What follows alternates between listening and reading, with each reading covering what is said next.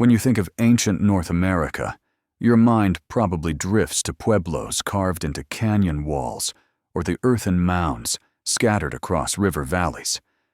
You might imagine small villages, seasonal camps, perhaps a few hundred people living close to the land.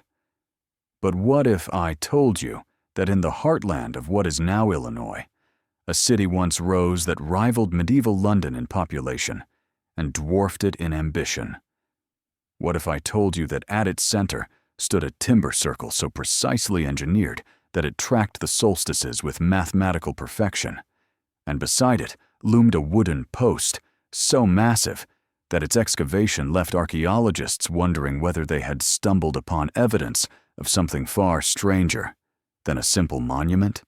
Welcome to Cahokia, the ghost metropolis of the Mississippi River Valley, where somewhere between 950 and 1350 CE, a civilization built temples on earthen pyramids, carved commerce routes that stretched from the Gulf Coast to the Great Lakes, and then vanished, leaving behind only whispers and riddles. You're about to journey through mysteries that have confounded scholars for generations, sites where the ground itself seems to hold its breath, waiting for us to ask the right questions. We'll walk among the ruins of cities whose names we've forgotten, handle artifacts that defy easy explanation,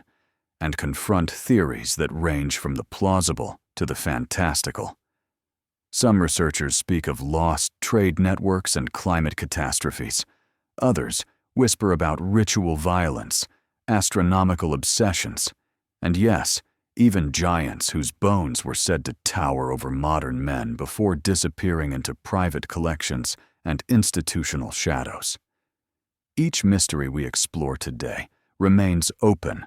unresolved, a puzzle piece that doesn't quite fit the picture we've been taught. So settle in, because for the next hour, we're diving deep into the bizarre, the unexplained, and the utterly fascinating world of ancient America, where every answer seems to spawn 3 new questions,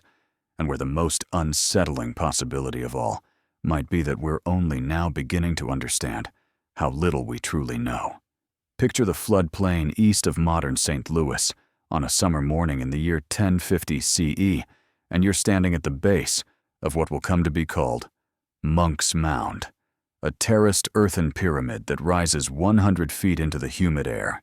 covering 14 acres at its base, built by human hands carrying basket after basket of carefully selected soil. This is Cahokia, and at its zenith, somewhere between 10,000 and 40,000 people called this sprawling urban complex home, making it larger than London would be 2 centuries later.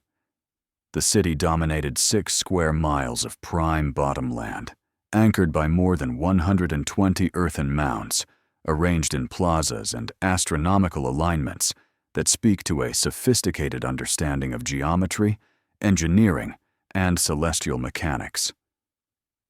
But here's where the story takes its first strange turn, because in 1967, when archaeologist Warren Whittrey was excavating a section of the site southwest of Monk's Mound, he discovered a series of large post pits arranged in an arc, each hole measuring roughly 3 feet in diameter and sunk deep into the prehistoric soil horizon. By the early 1970s, Whittrey had mapped out 5 complete circles, each one reconstructed to have held between 24 and 72 massive red cedar posts, with the circles overlapping one another, as though successive generations had rebuilt the monument in slightly different configurations. He named it Woodhenge, a deliberate nod to England's Stonehenge, because when he plotted the sunrise angles from the center post position, the alignments matched equinox and solstice positions with startling accuracy. The largest circle, now known as Woodhenge III, measured 410 feet in diameter, and its equinox post aligned so precisely with the center of Monk's Mound that the rising sun on March 21st and September 23rd would frame the mound's summit in golden light when viewed from the circle's center. This wasn't accidental. This was urban planning on a cosmic scale, architecture designed to marry the earthly city with the movements of the heavens. The posts themselves would have been enormous. Estimates suggest 40-foot-tall logs, stripped and shaped, each weighing several tons, hauled from forests miles away, and erected using coordinated labor that speaks to centralized authority and shared purpose. But standing beside Woodhenge, a short walk to the northwest, archaeologists found something even more perplexing during excavations in the 1990s. It was a single post pit, far larger than any of the Woodhenge holes, measuring roughly 5 feet in diameter, and excavated to a depth that suggested a post standing somewhere between 60 and 80 feet tall. The hole was filled with ceremonial refuse, red ochre pigment, fragments of exotic materials, and soil that had been intentionally packed to stabilize something of immense weight. Researchers dubbed it the Timber Giant, though whether that name refers to the post itself or something the post commemorated remains an open question that sends us down a rabbit hole of speculation, folklore, and fragmentary evidence that refuses to resolve into a single coherent narrative.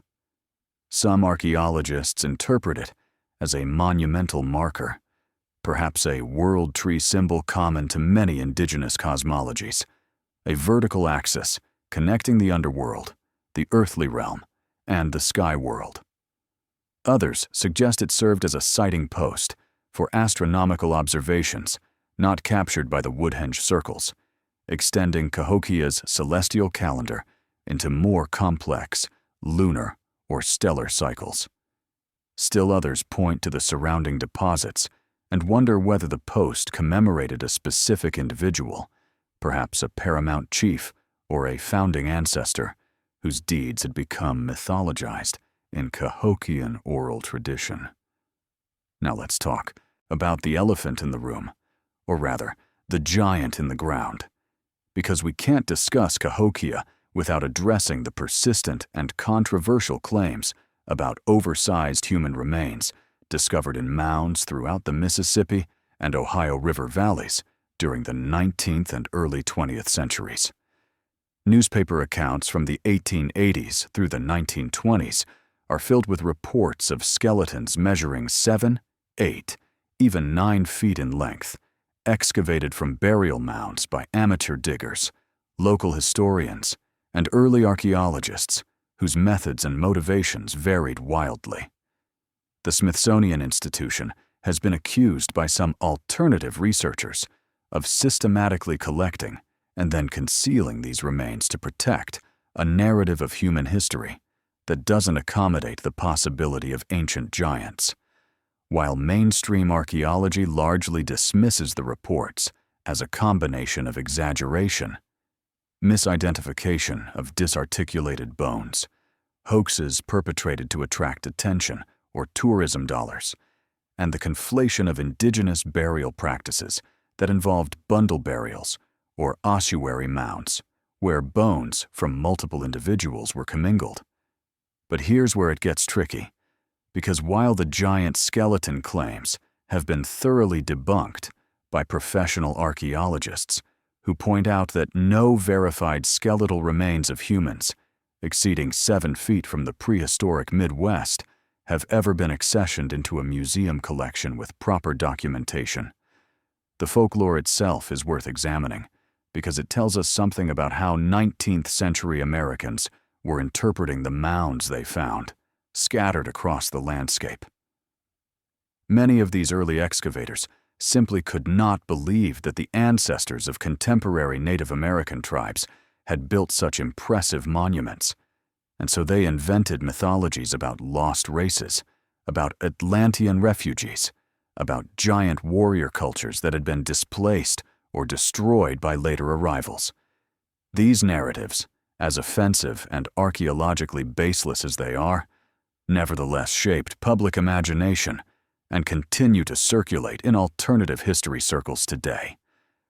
So when we return to that single, massive post pit near Woodhenge, we have to ask ourselves, is the name Timber Giant simply a reference to the extraordinary size of the post itself, Or were the 20th century researchers who excavated it tapping into a deeper layer of regional folklore about Cahokia as the city of giants? We don't have a definitive answer, but we do have context, because the Mississippian people who built Cahokia were not small. Bioarchaeological studies of skeletal remains from the site show that elites buried in high-status contexts, particularly adult males interred in Mound 72, along with rich grave goods and sacrificial victims, averaged around 5 feet 7 inches to 5 feet 9 inches tall, which was above average for the period and would have seemed imposing when augmented by elaborate headdresses, platform, shoes, and elevated seating. One burial in Mound 72, excavated in the late 1960s, contained a man laid out on a platform of more than 20,000 marine shell beads, arranged in the shape of a bird, possibly a falcon, accompanied by dozens of arrowheads, chunky stones for ritual games, copper objects, and mica sheets imported from the Appalachian Mountains. Surrounding this central figure were the remains of more than 50 other individuals, many of them young women, who appear to have been sacrificed, their bodies carefully arranged in groups, some buried alive based on the positions of their skeletons. This is power made visible, authority expressed through control over life and death, and it's not hard to imagine how such individuals might be remembered in oral tradition as larger than life, as giants among men, even if their physical stature was merely above average rather than superhuman. The trade networks that supplied Cahokia with exotic materials stretched across half a continent: marine shells from the Gulf of Mexico, copper from the Great Lakes region, mica from North Carolina, galena from Missouri, chert from quarries in southern Illinois, all flowing into the city to be fashioned into prestige goods that marked status, facilitated diplomacy, and encoded religious meaning. The city's location was strategic, positioned where the Missouri, Illinois, and Mississippi rivers converge, creating a natural hub for waterborne commerce and communication, and the fertile floodplain provided abundant maize agriculture supplemented by fish, waterfowl, deer, and wild plant foods. But for all its apparent success, Cahokia's florescence was relatively brief in archaeological terms. The city began its rapid growth around 1050 CE, reached its peak population by 1150 CE, and by 1350 CE had been largely abandoned, the great mounds standing silent, the plazas emptying,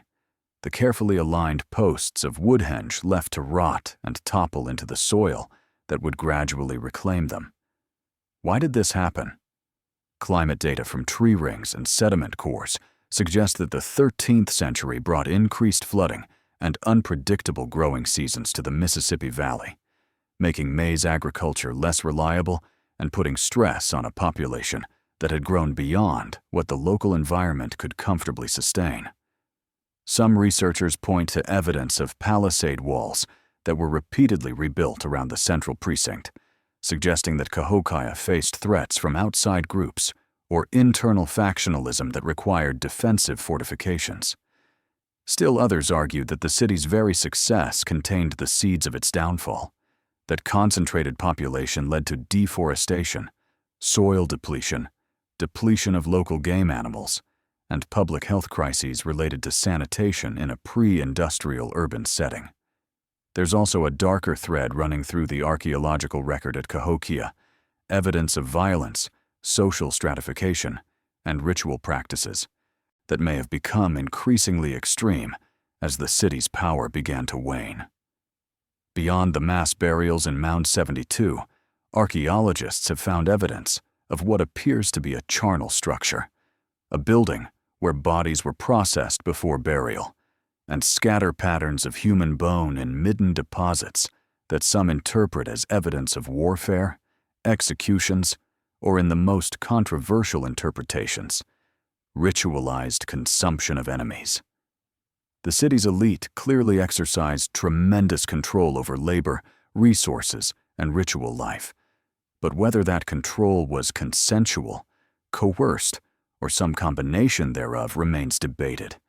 And it's entirely possible that the centralized authority structure that enabled Cahokia's rapid rise also made it fragile when environmental or social stresses began to accumulate.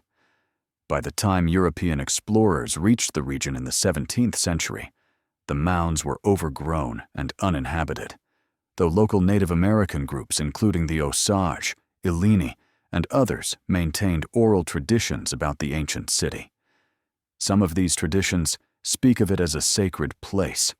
others as a place of power that had been abandoned due to conflict or supernatural reasons.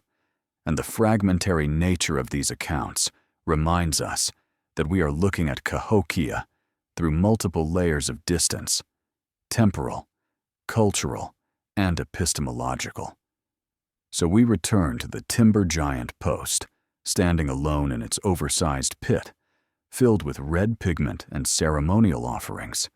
aligned with the Woodhenge circles and Monk's Mound in a geometry of meaning that we can measure but not fully decode. Was it a sighting post for celestial events that occurred on cycles longer than the solar year?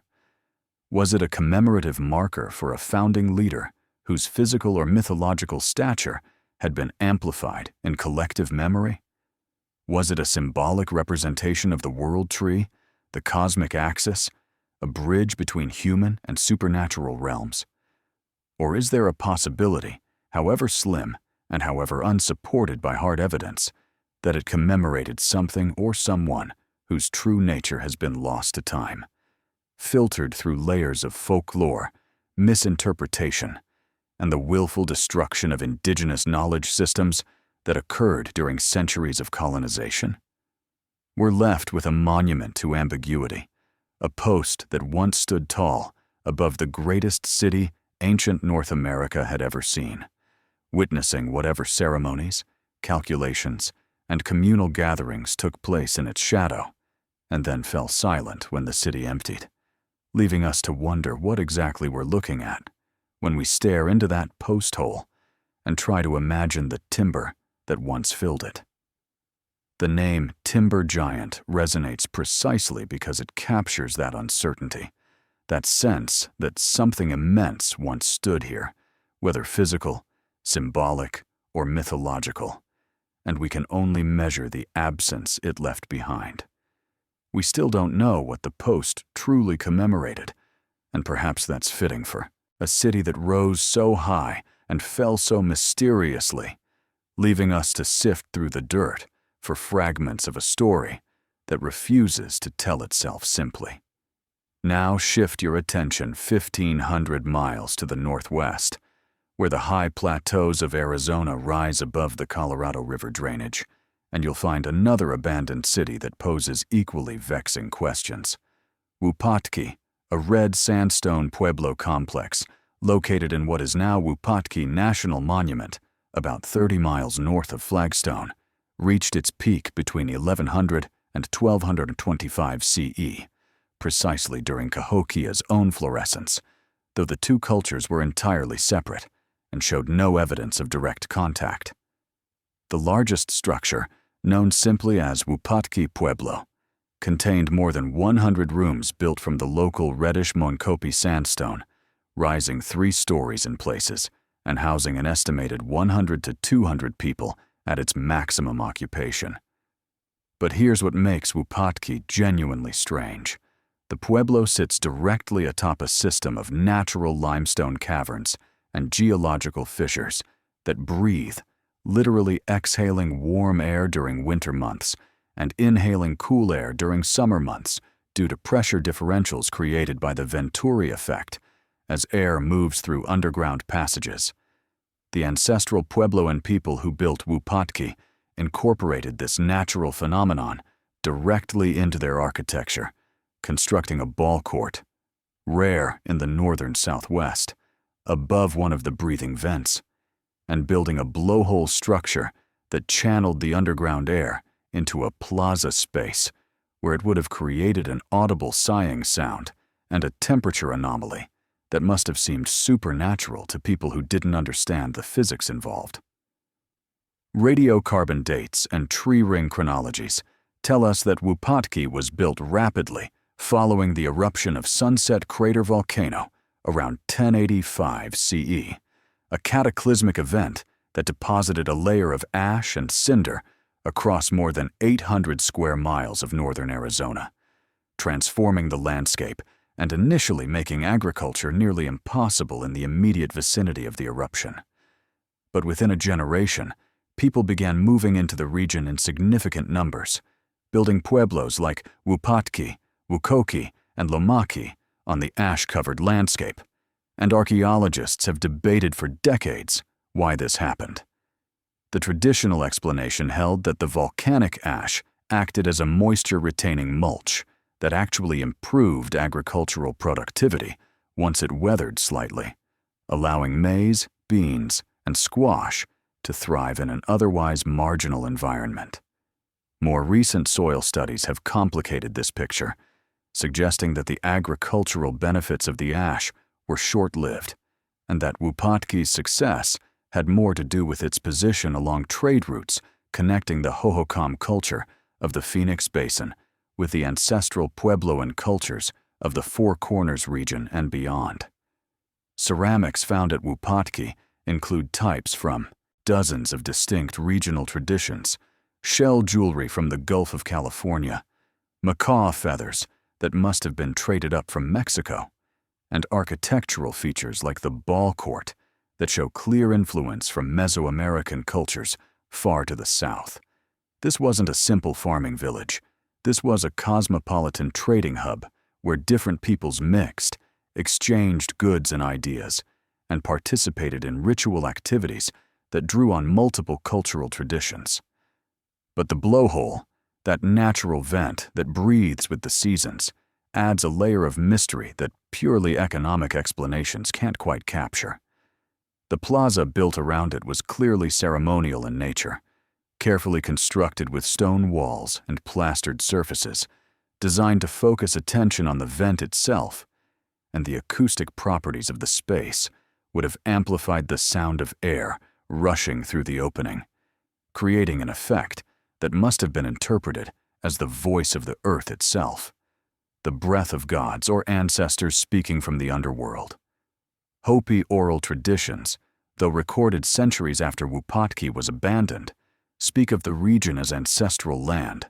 as one of the many stopping places in the long migrations that Hopi clans undertook before settling at the Hopi Mesas to the northeast. And some of these traditions reference places where the earth breathed, where passages led downward to the Sipapu, the place of emergence from which the Hopi believe humanity first entered this world.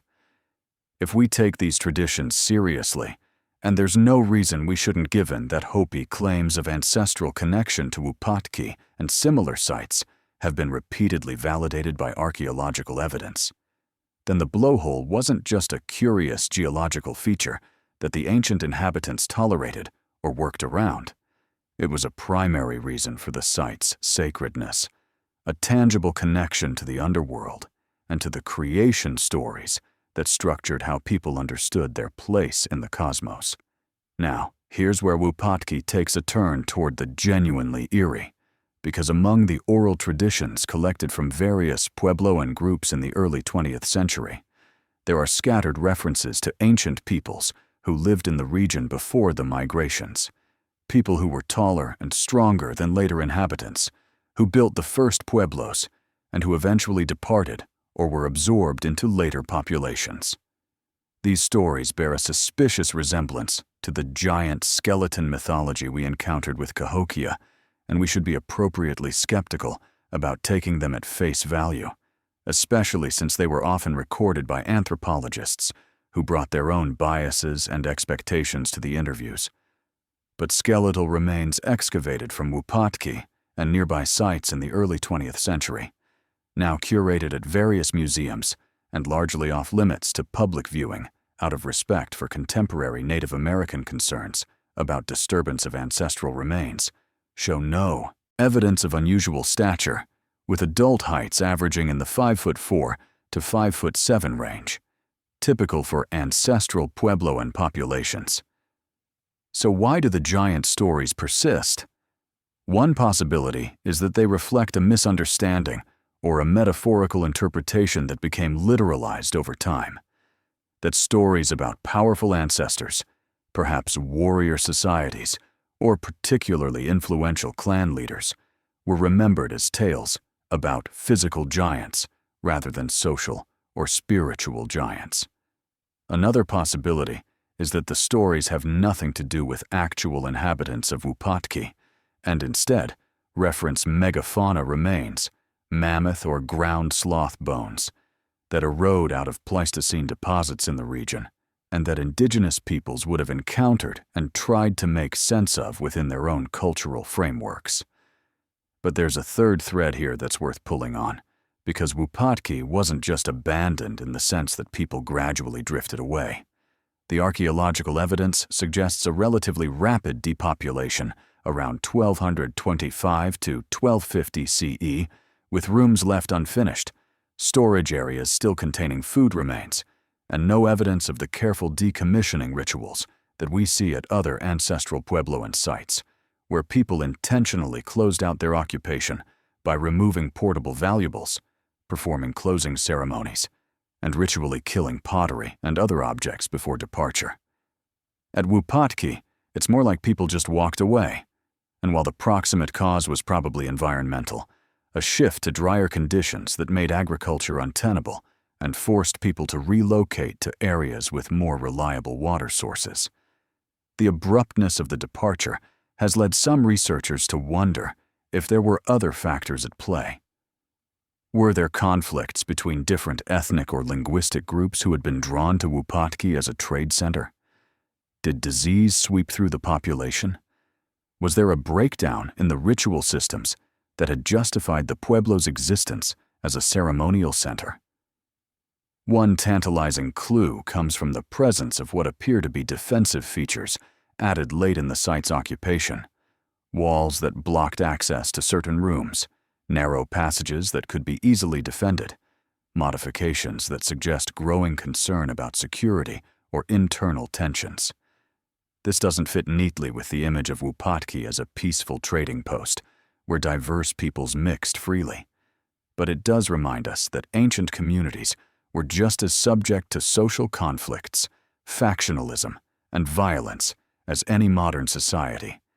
and that the archaeological record preserves only a partial and sanitized version of what must have been complex and sometimes tragic human dramas.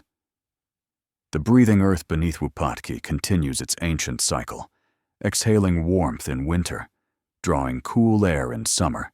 indifferent to the human stories that once unfolded above it. And when you stand in that plaza today, with the wind moving through the ruins and the San Francisco peaks rising blue and distant to the southwest, you can still hear it if conditions are right. A low susurrus that sounds like a whisper or a sigh.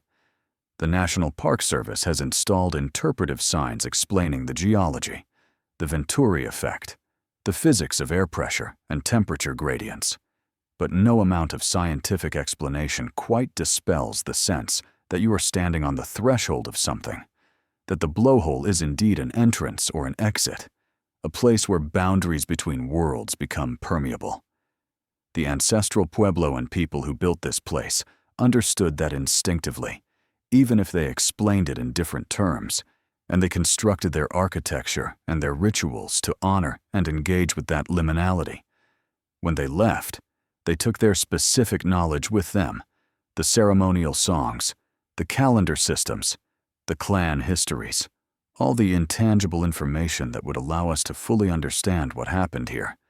But they couldn't take the blowhole itself, and it remains, breathing its slow rhythm, a mystery that we can describe but never entirely solve. We still don't know why the departure was so sudden, what combination of factors made a once thriving Pueblo untenable, and whether the people who left carried stories about this place that have survived in contemporary Puebloan communities in forms we don't recognize or haven't yet been privileged to hear. Travel east now, across the continent to the Atlantic coast, to a tidal marsh near the border of North Carolina and Virginia, where in the early 1990s, archaeologists investigating a site called Great Neck uncovered something that redefined our understanding of how long humans have occupied the Americas and how sophisticated their technologies were millennia before the first pyramids rose in Egypt. The site itself is unremarkable to the casual observer, a low sandy rise surrounded by saltwater marshes and tidal creeks, mosquito-ridden in summer and wind-swept in winter, but buried beneath layers of marine sediment and organic muck, preserved by the waterlogged anaerobic conditions that prevent normal decay. Researchers found wooden fish, weirs, elaborate structures made from thousands of individually carved stakes, driven into the marsh bottom in carefully designed patterns that would channel fish into trap areas during tidal flows. Radiocarbon dating of the wooden stakes produced results that seemed impossible at first, calibrating to between 4,500 and 5,000 years before present, making them contemporary with the early Bronze Age in Mesopotamia and older than Stonehenge's final form. But the real shock came when dendrochronology specialists examined the wood itself, because the stakes showed clear evidence of having been harvested in winter when sap flow was minimal, split using controlled techniques that required intimate knowledge of wood grain and moisture content, and shaped with stone tools that left distinctive cut marks, all of which speaks to a level of environmental knowledge, technological sophistication, and organized labor that was supposed to be impossible for simple hunter-gatherer societies. The weirs themselves were architectural marvels, extending for hundreds of feet across the marsh channels, incorporating both simple linear fences and complex V-shaped and heart-shaped traps that exploited fish behavior and tidal dynamics with remarkable efficiency. Building one of these structures would have required coordinated effort from multiple family groups, access to substantial timber resources, and maintenance over multiple seasons, since the stakes would gradually rot and need replacement. This implies social structures capable of organizing labor, adjudicating disputes over fishing rights, and passing on technical knowledge across generations, all the hallmarks of complexity that archaeologists once thought required agriculture and sedentary village life to develop. But the people who built the Great Neck weirs were not farmers. They were maritime hunter-gatherers who exploited the incredibly productive estuarine environment of the mid-Atlantic coast,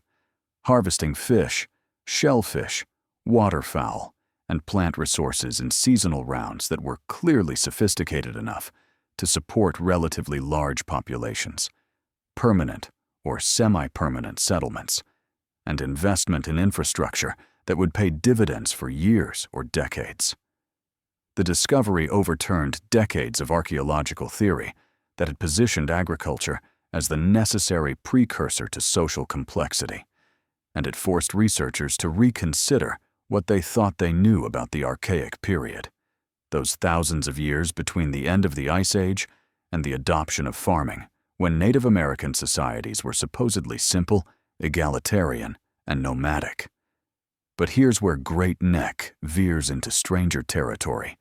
because the site sits in a region that was submerged or radically altered by rising sea levels throughout much of the Holocene epoch,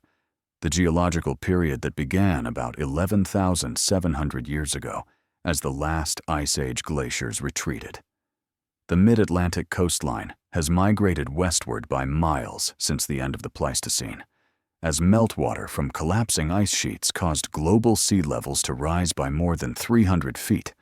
drowning river valleys and creating the complex estuarine systems that exist today. This means that the earliest human occupations of the region, sites dating to the Paleo-Indian period 10,000 to 13,000 years ago, are now underwater, lying beneath dozens of feet of sediment on what is now the continental shelf. Occasionally, fishermen dredging for scallops or trawling for bottom, fish snag prehistoric artifacts in their nets, spear points made from stone types that outcrop far inland, mastodon teeth with butchery marks, even human remains that get briefly glimpsed before being thrown back or lost, or in rare cases, turned over to authorities who confirm their antiquity and then face the legal and ethical complexities of what to do with ancient human remains that have no clear cultural affiliation. These accidental discoveries hint at an entire lost world, a landscape of Pleistocene savannas, pine forests, and grasslands where now there are only waves, and where who knows how many sites of significance lie beyond the reach of conventional archaeology, preserved but inaccessible, waiting for technologies or sea level changes that might someday expose them again. Among the stories that swirl around Great Neck and similar submerged sites is the persistent folklore of Atlantis in America, the idea that a sophisticated culture once flourished on the eastern seaboard before being destroyed by catastrophic flooding at the end of the Ice Age. This narrative has been amplified by alternative history writers who point to megaliths, carved stones, and anomalous artifacts supposedly found along the coast, most of which turn out to be either misidentified natural formations, historical period European structures, or outright hoaxes, but which continue to circulate because they tap into a deep-seated desire to believe that ancient America held civilizations as grand as those of the Old World. Mainstream archaeology views these claims with justified skepticism. The evidence for Paleo-Indian occupation of the Americas is abundant and well documented, but it shows small bands of highly mobile people living in low-density populations across a vast landscape. Not cities, not monumental architecture, not writing systems, or any of the other hallmarks of civilization as traditionally defined. The fish weirs at Great Neck are impressive precisely because they represent complexity without those trappings,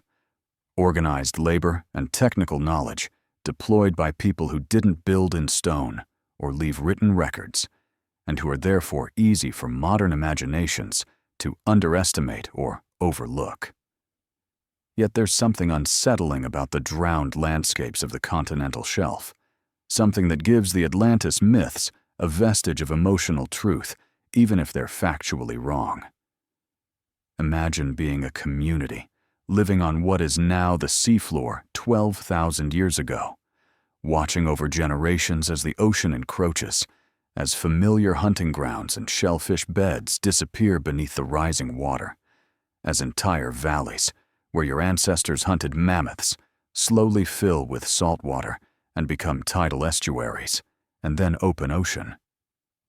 These changes occurred slowly enough that individual humans might not perceive them, but over centuries and millennia, the cumulative effect was dramatic, and it's not unreasonable to think that oral traditions about lost lands, about places that once existed and were then swallowed by the sea, might have been passed down through indigenous communities, later conflating with European Atlantis myths when cultures collided during the colonial period. Some linguists and anthropologists have noted that flood myths are nearly universal in human cultures, often interpreted as garbled memories of the end of the Ice Age, preserved in oral tradition for thousands of years, though proving such deep time transmission of specific information is nearly impossible using current methodologies. What we can say with confidence is that the coastline has been highly dynamic throughout human occupation of North America, and that substantial portions of the archaeological record are simply gone, erased by rising seas, and that this missing data makes it difficult to fully reconstruct how ancient people lived, moved, and organized themselves in coastal regions. The wooden stakes at Great Neck, preserved by chance and happy accident of burial conditions, give us a rare window into that lost world. But they also remind us how much we've lost, because for every waterlogged site that preserves organic materials, there are hundreds or thousands where those materials have rotted away, leaving no trace, and we're left trying to reconstruct ancient life from stone tools and occasional shell middens and the faint stains of post holes in the soil. The fish weirs speak to generations of accumulated knowledge about tidal patterns, fish behavior, seasonal runs of anadromous species, wood properties, and engineering principles, all transmitted orally and through practice without ever being written down. And when the people who used those weirs moved on, or were displaced, or saw their populations crash due to European diseases in the centuries after contact, that knowledge mostly died with them. A few fragments survived in the ethnographic record, accounts of fish weir construction recorded by early colonists or later anthropologists working with native communities. But the specific details, the ritual knowledge, the clan-based rights to particular fishing spots, the stories about the origins of fishing and the proper relationships between humans and fish people, all of that is gone, and we're left with the physical remains, these wooden stakes standing in the mud, mute testimony to a sophistication we can measure but not fully understand. We still don't know who exactly built the Great Neck weirs, which specific cultural group or linguistic community they belonged to, whether they were ancestors of later Algonquian-speaking peoples or represented an entirely different population that was displaced or absorbed before the historical period. And every answer we find seems to generate new questions about the depth and complexity of ancient American history. Now turn your attention to the desert Southwest again, but this time to a site that challenges our assumptions about astronomy, geometry, and the purposes of ancient architecture. Chaco Canyon, located in the high desert of northwestern New Mexico, was the center of a cultural fluorescence that peaked between 850 and 1150 CE, roughly contemporaneous with Cahokia in the east and overlapping with Wupatki to the west. And while Chaco is relatively well known in archaeological circles, specific features of the site remain deeply puzzling. The great houses of Chaco, massive multi-story stone structures like Pueblo Bonito, Chetroquetl, and Pueblo Alto, were built with extraordinary precision. Walls several feet thick, composed of carefully shaped sandstone blocks, laid in decorative patterns. Rooms rising 3 and 4 stories containing hundreds of chambers, most of which show little evidence of daily habitation and seem to have served specialized functions related to storage, ritual, or administrative activities. But extending out from Chaco Canyon, like spokes from a wheel hub, are roads, not simple trails worn by foot traffic, but engineered features. 30 feet wide in some places, cut into bedrock where necessary, climbing cliff faces via masonry staircases, running arrow straight across the landscape for dozens of miles before terminating at outlying great houses or small ritual structures. These roads, over 400 miles of them mapped so far using aerial photography and ground survey, don't follow the easiest topography. They maintain straightness even when it would be simpler to curve around obstacles, and they often come in pairs. 2 parallel roads running within a few feet of each other for no obvious functional reason. Archaeologists have debated the purpose of these roads for decades, and no single explanation seems adequate. They can't be simple transportation routes because the ancestral Puebloan people didn't have wheeled vehicles or pack animals, so any goods or materials moving along the roads would have been carried on human backs, and for that purpose, a trail would work just as well as an engineered roadway. Some researchers argue that the roads served primarily ceremonial functions, that they were pilgrimage routes, allowing people from outlying communities to travel to Chaco for calendrical ceremonies, trade fairs, or political gatherings, and that their width and straightness were symbolic rather than functional, perhaps representing lines of power or cosmic connections between earth and sky. Others point to the fact that many roads align with cardinal directions or with solstice and equinox sunrise and sunset points, suggesting that they were part of a larger landscape-scale architecture that integrated built structures with celestial phenomena and landforms in ways that expressed ancestral Puebloan cosmology. Still others note that the roads often connect to small isolated structures on high points or in remote locations, shrines perhaps, and that the effort expended in building these connections suggests they served purposes that had more to do with establishing territorial claims, marking boundaries, or creating networks of sacred geography than with moving commodities or people efficiently. The mystery deepens when you consider the astronomical alignments built into Chaco's architecture, and this is where we encounter one of the most controversial claims in Southwest archaeology, the Chaco Meridian. In the 1990s, archaeologist Anna Sofaer and colleagues published research arguing that major structures at Chaco were aligned with a north-south line, a meridian that ran through the canyon and extended northward to Aztec ruins in New Mexico, and southward toward sites in Mexico, creating what Sofaer interpreted as an intentional landscape-scale astronomical marker. The idea was that the ancestral Puebloan people had essentially laid out a 100-mile-long geometry across the desert,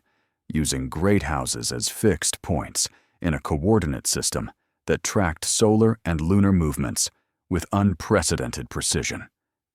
Mainstream archaeologists received this claim with considerable skepticism, pointing out that establishing a true meridian requires instruments and mathematical concepts that are unlikely to have been available to ancestral Puebloan astronomers, and that apparent alignments can be the result of chance, especially when dealing with a landscape that contains numerous structures built over several centuries. Yet detailed surveys of the great houses have confirmed that many of them are oriented with remarkable precision, walls aligned within a degree or two of cardinal directions,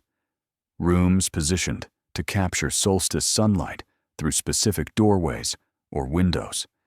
and petroglyphs placed where they will be illuminated at astronomically significant moments. Perhaps the most famous of these alignments is the Sun Dagger site at Fajada Baut, a remote mesa top in Chaco Canyon where 3 large sandstone slabs lean against a cliff face in such a way that they create vertical shafts of sunlight that move across 2 spiral petroglyphs carved on the cliff behind them. At noon on the summer solstice, a dagger of light bisects the center of the larger spiral, while at the equinoxes, smaller daggers bracket the spiral edges, and at the winter solstice, 2 daggers frame the spiral on either side. Sofaer documented this phenomenon in the 1970s, and it sparked intense interest and debate because the precision required to create such an effect seemed to exceed what one would expect from trial and error, implying either extraordinary patience and astronomical knowledge, or, in more speculative interpretations, the use of some kind of computational system or geometric principles that have left no other trace. Subsequent research revealed that the slabs have shifted slightly due to natural erosion and weathering since the site was first documented, and that the alignments may have been even more precise when the site was in active use 1,000 years ago, which raises the unsettling question of how much information about ancestral Puebloan astronomy and architecture we've already lost to time and decay. How many other alignments might have existed at sites that have crumbled or been destroyed before anyone thought to measure them carefully? The architectural and astronomical sophistication at Chaco has led some researchers to propose that the canyon functioned as a kind of academy or observatory, a place where knowledge keepers from across the ancestral Puebloan world gathered to refine their understanding of celestial cycles,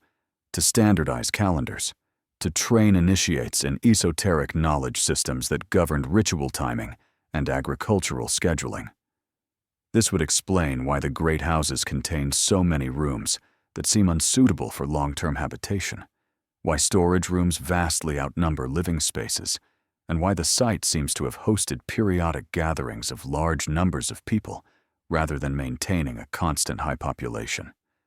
It would also explain the roads, which in this interpretation become something like information highways, physical manifestations of social and intellectual networks that connected Chaco to dozens of outlying communities across tens of thousands of square miles of the Colorado Plateau. But here's the problem with this elegant interpretation. When Chaco was abandoned, starting around 1140 CE, with the final pulse of emigration occurring by 1200 CE, there's no clear successor site, no place where the supposed astronomical academy relocated, no continuity of the monumental architecture or the engineered roads or the landscape-scale geometry.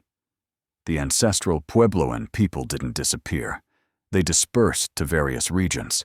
Their descendants include modern Puebloan communities at Hopi, Zuni, Acoma, and the Rio Grande Pueblos.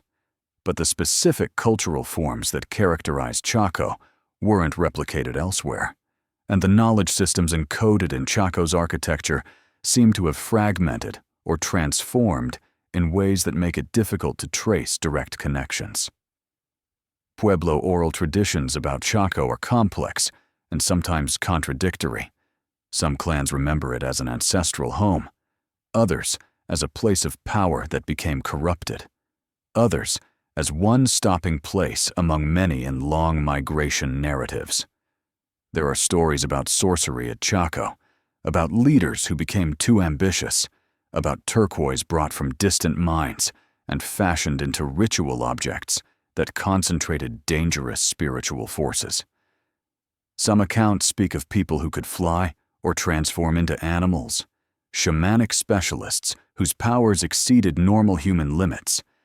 And whether these are metaphorical descriptions of spiritual attainment or represent literal beliefs is difficult to determine from texts recorded by anthropologists who didn't always understand the cultural contexts they were working in.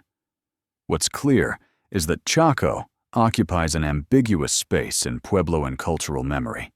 respected but also somewhat feared, acknowledged as part of ancestral heritage, but not necessarily celebrated or longed for. This ambiguity might reflect genuine historical memory of social stresses that accumulated at Chaco in its final decades, evidence for which includes signs of malnutrition in skeletal remains, defensive features added to some structures, and possible violence indicated by trauma on human bones, recovered from trash middens rather than formal burials. The collapse of Chaco might not have been a peaceful dispersal, but rather a forced or desperate abandonment, when the centralized system that concentrated resources and labor in the canyon proved unsustainable, and the roads that once brought people and goods to the center became highways of exodus, leading to new settlements in more dispersed and defensive locations.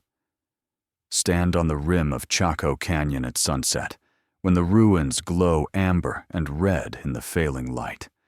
when shadows pool in the empty doorways and the wind whispers through vacant rooms, and try to imagine what it was like when the great houses were full, when smoke rose from cooking fires, when processions moved along the roads converging on the canyon, when the sun dagger pierced the spiral at solstice noon, and drums echoed off the sandstone cliffs, and you'll confront the same mystery that archaeologists wrestle with, which is the gap between what we can measure and what we can know. We can document the alignments, map the roads, excavate the rooms, analyze the ceramics and tree ring dates and faunal remains, but we can't reconstruct the subjective experience, the meaning that Chaco held for the people who built it and lived in it and eventually left it behind. The astronomical precision is real, the geometric relationships are demonstrable, but whether they represent a deliberate scientific project or an intuitive expression of cosmological principles arrived at through generations of observation and ritual practice remains open to interpretation. We still don't know why the roads were built with such care, why parallelism and straightness mattered so much, and whether the landscape-scale architecture that Sofer proposed was conscious design or the cumulative effect of individual decisions made across generations that happen to create patterns we perceive as intentional from our aerial perspective. And perhaps that unknowing is appropriate. Perhaps some aspects of ancient cultures are meant to remain partially opaque, reminding us that other ways of understanding the world existed and might still exist in forms we don't recognize because we're not asking the right questions. Let's journey northward now to a site that complicates the timeline of human occupation in the Americas in ways that continue to generate heated debate. The Topper site, located along the Savannah River in South Carolina, has yielded stone tools from multiple distinct layers, including an uppermost Clovis Age layer dating to approximately 13,000 years ago, beneath which excavators in the late 1990s found another artifact-bearing layer separated from the Clovis material by sterile sediment, and initial radiocarbon dates from this deeper layer produced ages older than 50,000 years, a result so far outside the accepted chronology of New World prehistory that most archaeologists dismissed it as either contamination or misinterpretation. But site director Albert Goodyear persisted, conducting more extensive excavations, submitting numerous additional dates from the deep layer, and recovering thousands of stone artifacts that he argues represent a pre-Clovis occupation, dating to somewhere between 16,000 and 22,000 years before present, which, if accepted, would require a fundamental revision of when and how the Americas were first peopled. The controversy surrounding Topper has become one of the defining debates in American archaeology, with implications that extend far beyond a single site, because if people were in South Carolina 16,000 years ago, then the entire Clovis first model, which posited that the first Americans were mammoth hunters who crossed from Siberia via the Bering Land Bridge around 13,000 years ago and rapidly spread across 2 continents, must be wrong, and we need alternative scenarios involving earlier migrations, coastal routes, or even transatlantic voyages to explain the data. The artifacts from the deep layer at Topper are not spectacular by archaeological standards. They're simple flakes and crude tools made from local chert, the kind of expedient technology that people might produce during a brief occupation while quarrying stone for later use. But therein lies part of the problem, because critics argue that the supposed artifacts could be geofacts, naturally fractured stones that mimic the appearance of human manufacture, but were actually produced by geological processes like stream action or frost shattering. Goodyear and his supporters countered that the concentrations of worked stone are too dense, too patterned, and show too many diagnostic features of intentional flaking to be explained as natural, and they point to similar pre-Clovis claims at other sites across the Americas, places like Monte Verde in Chile, Meadowcroft Rock Shelter in Pennsylvania, Paisley Caves in Oregon, each with its own suite of evidence that pushes human presence in the New World back before the supposed Clovis barrier. Monte Verde in particular, excavated by Tom Dillahay and radiocarbon dated to around 14,500 years ago, has gained widespread acceptance as a legitimate pre-Clovis site, which has cracked open the door for re-evaluating other claims that were previously dismissed, including Topper. But the specific dates from Topper's deep layer, 16,000 to 22,000 years, or possibly older, remain controversial because they imply human presence during the last glacial maximum, the coldest phase of the Ice Age, when ice sheets covered Canada and the northern United States. Sea levels were hundreds of feet lower than today, and climate conditions were harsh across much of North America, which seems like an unlikely time for initial colonization, unless people were already well adapted to cold environments and had technologies for surviving in periglacial landscapes. Here's where the mystery takes a detour into more speculative territory, because some alternative researchers have seized on the early dates from Topper and similar sites to argue for much older human presence in the Americas, going back 50,000 years or more, which would overlap with the Neanderthals and Denisovans in Eurasia and would require multiple migrations and possibly multiple hominin species in the New World. These claims are not supported by genetic evidence because modern Native American populations show clear affinities with East Asian populations,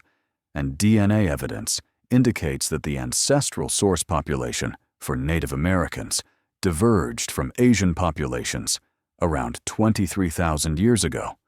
with the actual migration to the Americas occurring sometime after that, probably in multiple pulses between 18,000 and 15,000 years ago, when ice-free corridors or coastal routes became viable. But the absence of evidence is not the same as evidence of absence, and until very recently, archaeologists insisted that there was no human presence in the Americas before 13,000 years ago, and that consensus has now shifted to acknowledge at least 15,000 years, and possibly older. So the question is, where do we draw the line? At what point does a claim become so extraordinary that we require extraordinary evidence? And how do we evaluate sites like Topper, where the physical evidence is ambiguous, and where professional reputations and theoretical frameworks hang in the balance?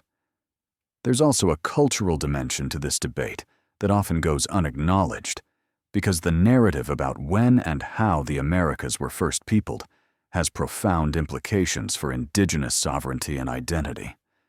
Some Native American groups embrace deep antiquity claims because they support traditional narratives of having been in this land since time immemorial,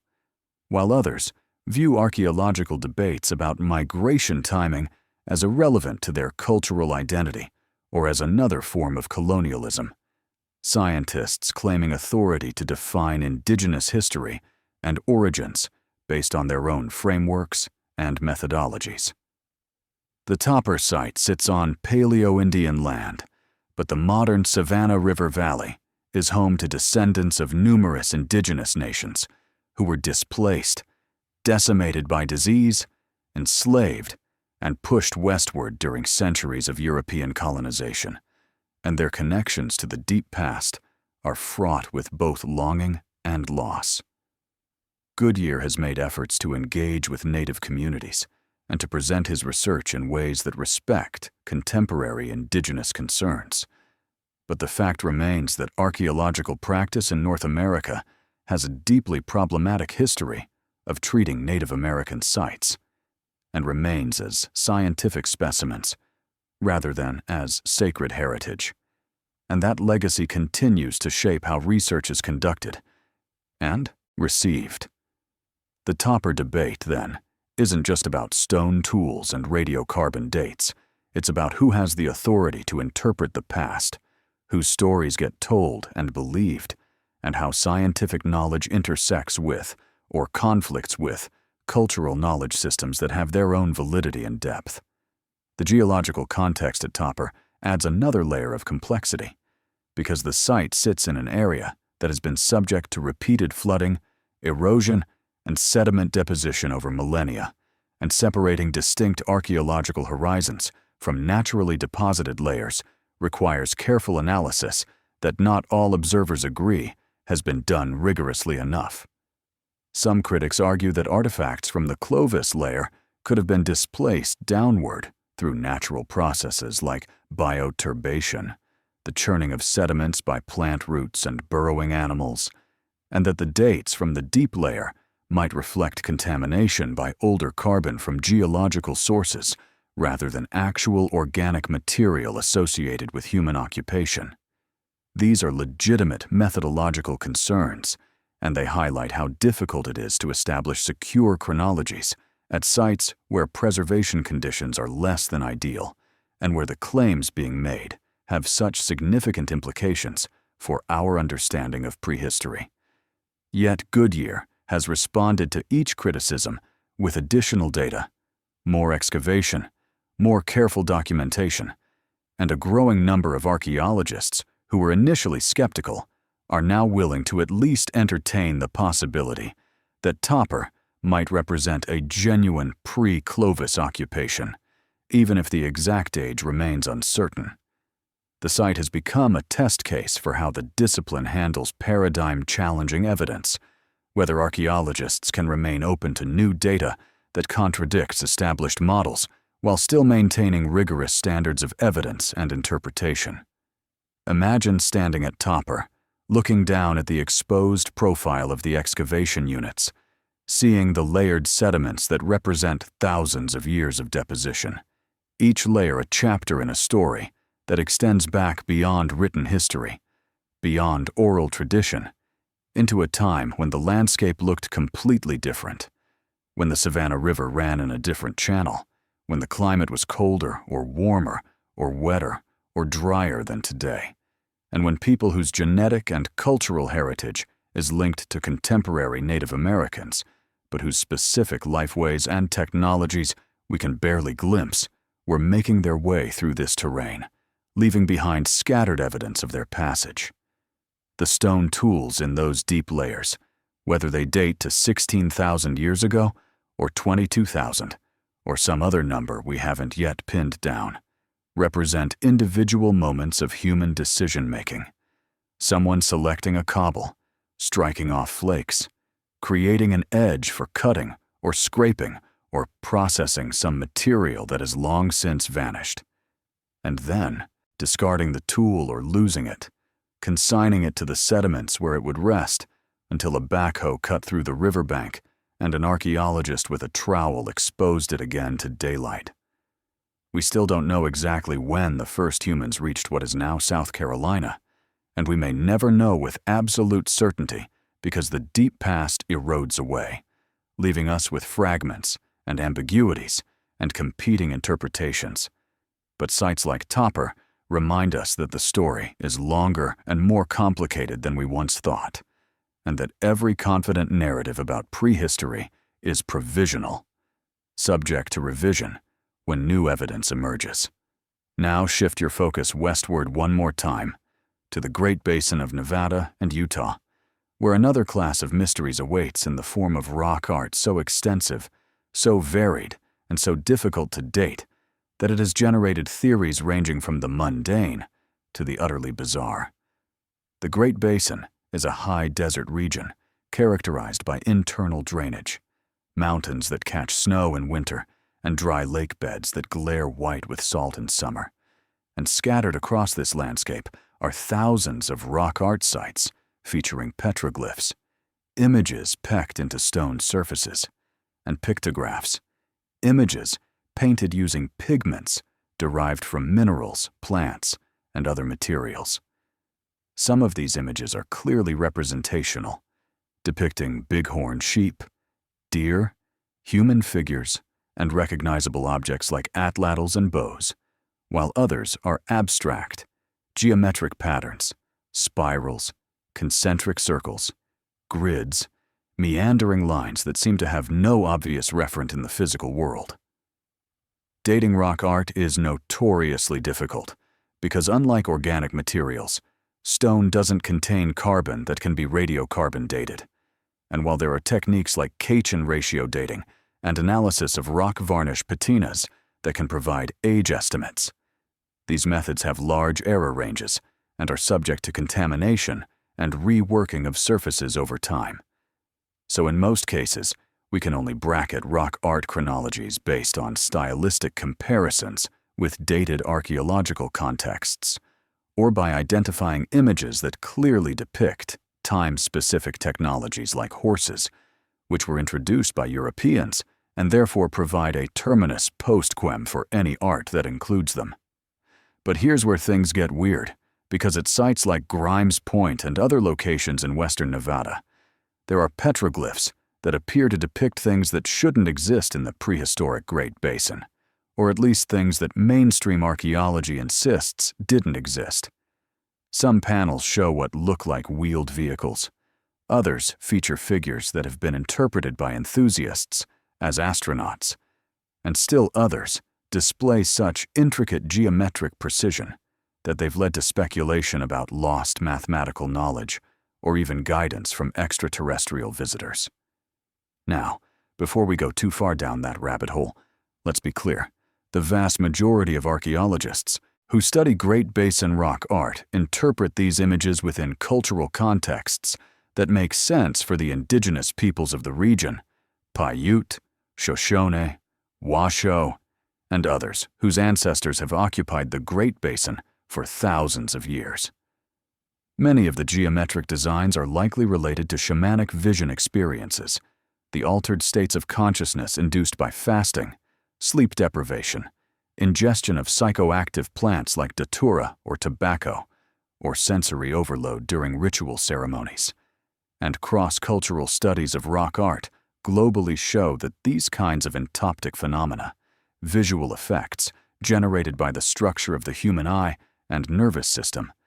produce similar motifs, spirals, and grids, and zigzags, and nested curves in rock art traditions around the world.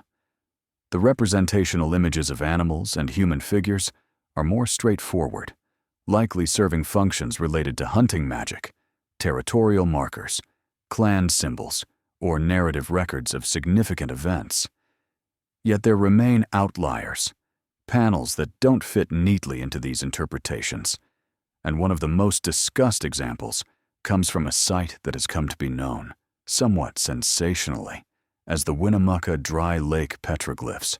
where in the 1990s, researchers found carvings beneath layers of carbonate deposits that had formed during a high stand of the lake, suggesting the carvings were made when the lake was dry, and radiocarbon dating of the carbonate layers produced ages between 10,000 and 14,000 years old, implying the petroglyphs themselves could be even older. If accurate, these would be among the oldest dated rock art in North America, made by people living in the Great Basin during the Pleistocene-Holocene transition, when the climate was wetter, when pluvial lakes filled many basins, and when now extinct megafauna like camels, horses, and ground sloths still roamed the region. The images themselves are abstract, deeply pecked grooves, forming patterns that some researchers have likened to maps or astronomical charts, though interpreting them definitively is essentially impossible without cultural context, and the artists left no Rosetta Stone to help us decode their intentions. Alternative researchers have seized on these early dates to propose that the petroglyphs represent survivors of lost Ice Age civilizations, refugees from Atlantis or Mu or some other mythical land who carried advanced knowledge to the Americas and left their mark on stone before vanishing or being absorbed into later populations. But there's no credible evidence for any such scenario, and the rock art is much more parsimoniously explained as the work of early Paleo-Indian or Archaic period peoples whose symbolic systems and artistic traditions were as complex and meaningful to them as ours are to us. The recurring theme of lost knowledge keeps surfacing in discussions about Great Basin rock art, and it's worth asking why that is, why people are so eager to believe that ancient Americans possessed wisdom or capabilities that have been forgotten. Part of it is the genuine difficulty of interpreting rock art, which often operates according to symbolic logics that are culturally specific and that may have been intentionally esoteric, meant to be understood only by initiated members of specific societies or ritual groups. When contemporary archaeologists look at a petroglyph panel and say, "We don't know what this means," it can sound like an admission of ignorance, an invitation to fill that gap with speculation, and alternative researchers step into that gap with narratives about lost super-civilizations, ancient astronauts, or secret knowledge preserved by hidden elders. But uncertainty is not the same as absence of explanation. It's a recognition that some kinds of information simply aren't recoverable through archaeological methods alone, and that we need to work in collaboration with descendant communities who may preserve oral traditions or cultural knowledge that can illuminate what the rock art meant to its creators. Unfortunately, those collaborations are often complicated by histories of distrust, by intellectual property concerns, by the fact that some indigenous knowledge is not meant to be shared publicly, and by the reality that, even within native communities, the meanings of ancient rock art may have been lost or transformed over time, so that contemporary people are looking at the work of their ancestors and saying, "We don't know what this meant either, but we know it was sacred,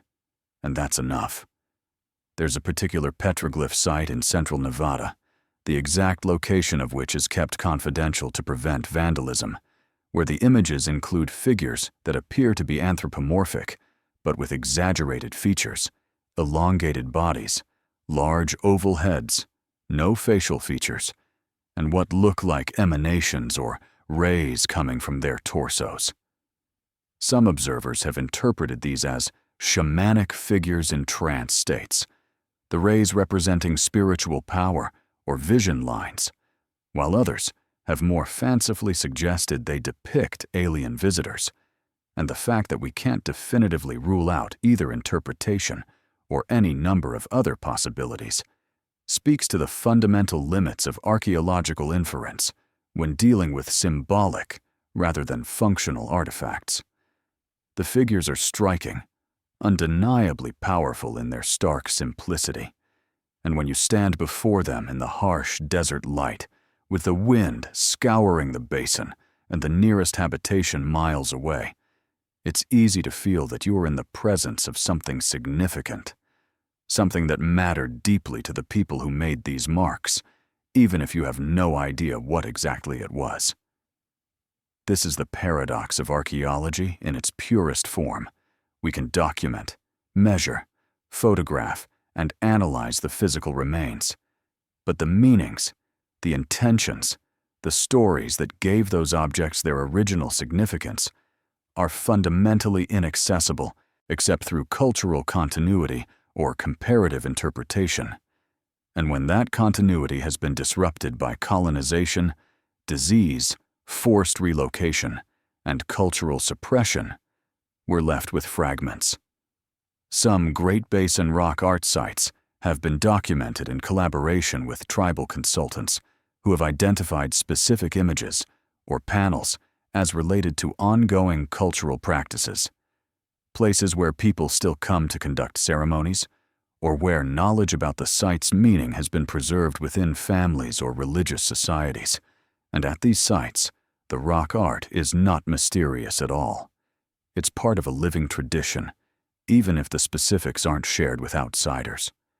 But other sites have no such clear connections, and the peoples who originally made the images may have moved, been displaced, or their descendants may no longer practice the specific ritual traditions that gave rise to the art. In these cases, the petroglyphs and pictographs become orphaned,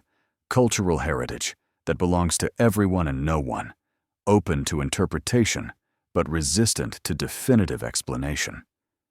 The geometric patterns that some see as evidence of mathematical sophistication or encoded star maps are, in the most grounded interpretation, probably exactly what shamanic studies would suggest. Visual expressions of altered consciousness. But the fact that we can't prove that there's always a sliver of doubt, keeps the door open for more exotic theories, and perhaps that's inevitable. Perhaps mystery is the natural state of deep history, and certainty is the anomaly that occurs only when preservation and documentation align perfectly, which they rarely do. We still don't know the full range of meanings encoded in Great Basin rock art, and while ongoing research and tribal consultation continue to shed light on specific sites and traditions, there will always remain panels, images, and symbols that keep their secrets, that refuse to yield to our analytical tools and theoretical frameworks. And maybe that's appropriate. Maybe not everything from the past is meant to be fully legible to us. Maybe some mysteries are better honored than solved. As we near the end of this journey through the unexplained corners of ancient America, Let's return briefly to the question of giants, because it's a thread that has woven through several of these stories, and it deserves a moment of direct address. The giant skeleton stories that proliferated in 19th and early 20th century America were, in virtually all cases, some combination of misidentification, exaggeration, and deliberate fraud. Normal-sized skeletons were measured incorrectly, or bones from multiple individuals were reassembled into impossible configurations, or hoaxers planted carved bones or plaster casts in mounds and then discovered them for publicity or profit.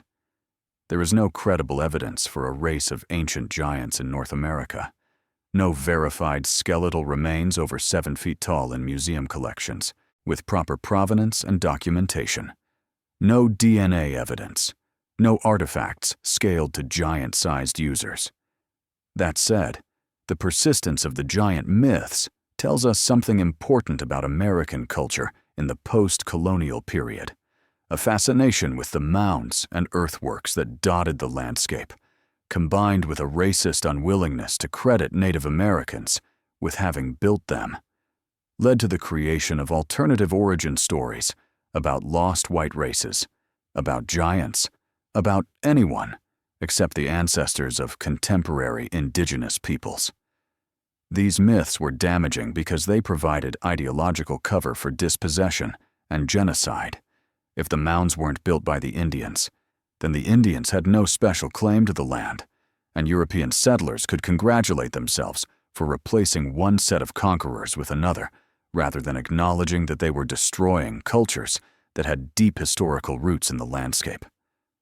Modern archaeology has thoroughly debunked the lost race theories and has clearly established that the mounds were built by Native Americans, ancestors of groups like the Cherokee, Creek, Choctaw, and others in the Southeast, and ancestors of the Osage, Sac, and Fox, and other groups in the Midwest, using labor organization and engineering knowledge that was entirely within the capacity of the societies that archaeology and ethnohistory document. But debunking myths doesn't make them go away, especially when those myths are emotionally satisfying or serve contemporary ideological purposes. And so the giant stories persist in alternative history books, on conspiracy-minded websites, and in communities that distrust mainstream academia for a variety of reasons, some valid and some less so. What archaeologists can do, and what we've tried to do throughout this exploration, is to present the actual evidence in all its complexity and ambiguity, to show that ancient American societies were sophisticated, organized, knowledgeable, and capable, without needing to invoke lost super-civilizations or extinct giant races, and to acknowledge where genuine mysteries remain without filling those gaps with unsupported speculation. The timber giant post at Cahokia is mysterious, but the mystery is about what it commemorated and how it fit into Cahokian cosmology, not about whether it marked the burial of an actual biological giant. The breathe holes at Wupatki are eerie and powerful,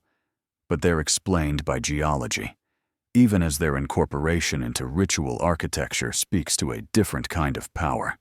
the human capacity to find meaning in natural phenomena and to build that meaning into the fabric of daily and ceremonial life. Each of the sites we've visited today, from the floodplains of Cahokia to the marshes of Great Neck, from the breathing mesas of Wupatki to the engineered roads of Chaco Canyon, from the controversial depths of the Topper site to the petroglyph-covered stones of the Great Basin, presents us with the same fundamental challenge, which is to take seriously both what we can know through rigorous scientific inquiry and what remains tantalizingly beyond our grasp. Archaeology is a discipline of fragments, of partial evidence, of reconstructions that are always provisional and subject to revision. And when we're honest about that, when we acknowledge the limits of what bones and stones and carbon dates can tell us, we open space for wonder and humility, for the recognition that past peoples had rich inner lives, complex belief systems, and ways of understanding the world that may be fundamentally different from our own. The mysteries that remain unsolved after decades or centuries of investigation aren't necessarily failures of archaeological method. Though we should always strive to improve our techniques and theories, they're reminders that history is deeper and stranger than any single narrative can capture, that multiple perspectives and interpretations can coexist, and that the past is not dead, but rather lives on in the landscape, in oral traditions, in material traces, and in the questions that each generation brings to the evidence. The real revelation, if there is one, is not that ancient Americans possessed secret knowledge or superhuman abilities, but that they were fully human, as creative and curious and capable as any people anywhere, working with the materials and environments available to them to build societies that addressed their needs, expressed their values, and grappled with the same fundamental questions about life, death, meaning, and the cosmos that we still wrestle with today. When we look at the precision of Woodhenge's astronomical alignments, we're not seeing evidence of lost technology. We're seeing what patient observation and careful record-keeping can achieve when sustained across generations. When we marvel at the fish weirs of Great Neck, we're not discovering a mystery so much as recognizing sophisticated ecological knowledge that we've only recently learned to appreciate. When we puzzle over Chaco's roads and Wupatki's blowhole and the petroglyphs of the Great Basin, we're bumping up against the boundaries of what can be recovered through material evidence alone, and being invited to imagine rather than to conclusively determine, to hold space for multiple possibilities, to resist the temptation to impose our own frameworks on peoples who may have been operating from entirely different premises about what mattered and why.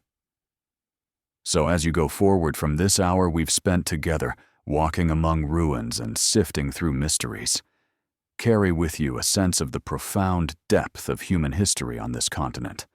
a timeline that stretches back not just centuries, but many thousands of years, a narrative that includes not just the grand civilizations we've discussed, but also hundreds of smaller-scale societies, countless individual lives, innovations and adaptations, and migrations and convergences that have shaped the landscape and the peoples who inhabit it in ways we're still discovering. Pay attention to the places where questions remain unanswered, not because archaeology has failed, but because the past is genuinely complex, and because some knowledge has been lost to time or was never meant to be preserved in forms that survive materially. Support collaborative research that brings together archaeologists and descendant communities, that respects indigenous knowledge systems alongside scientific methodologies, and that approaches the past with both rigor and humility. Question narratives that seem too neat, too convenient, especially when they involve lost super-civilizations or ancient aliens or explanations that diminish the achievements of documented historical cultures, but also remain open to revision, to new evidence, to the possibility that what we think we know about the past may need to be adjusted as methods improve and as new sites come to light. The timber giant of Cahokia stands, or rather stood, as a monument to something we can measure but not fully explain, and that's true of so much of the archaeological record. Keep digging, keep questioning, keep honoring the complexity of the human story, because some secrets still lie just beneath your feet, waiting for the right questions, the right moment, the right combination of evidence and insight to bring them back into the light. And others may never be fully recovered. And that's okay too, because mystery is not the opposite of knowledge. It's the space where knowledge meets imagination, where the knowable meets the unknowable, and where we confront our own limits with something like grace.